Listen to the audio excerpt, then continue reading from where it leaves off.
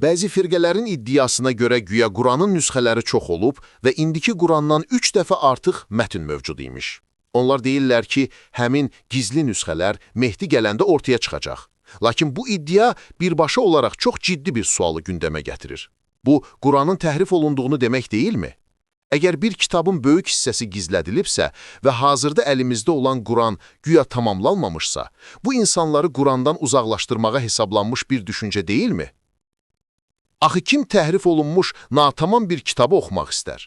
Bu iddianı qəbul etsək, Qurana etimadın özü sual altına düşmüş olmazmı?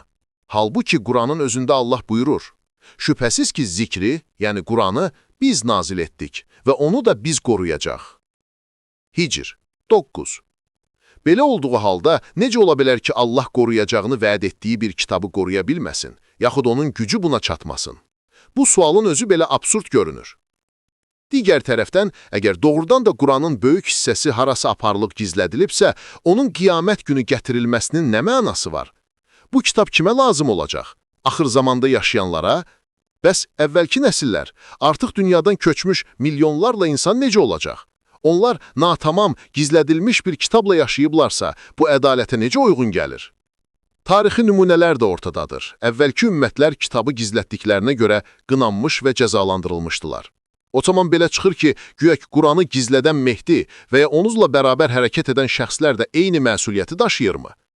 Bu, əvvəlki ümmətlərin səhvini təkrarlamaq deyilmi? Quranın öz daxili quruluşu da bu iddianı əsassız edir. Allah Quranda buyurur ki, onu təkrarlanan kitab şəklində nazil etmişdir. Həqiqətən də Quranın mövzuları müxtəlif ayələrdə təkrar olunur, biri digərini izah edir, aydınlaşdırır və tamamlayır. Bu səbəbdən bir ayəni çıxartsan belə, onun məzmunu başqa ayələrdə qalır. Hər hansı bir qanunu və ya fikri tamamilə aradan qaldırmaq üçün gərək bütün Quranı məhv edəsən. Çünki ayələr zincir kimi bir-birinə bağlıdır.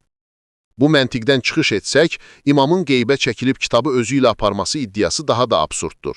Çünki bu açıq şəkildə kitabı gizlətməkdir və bu əməl Quranın özündə qınanır.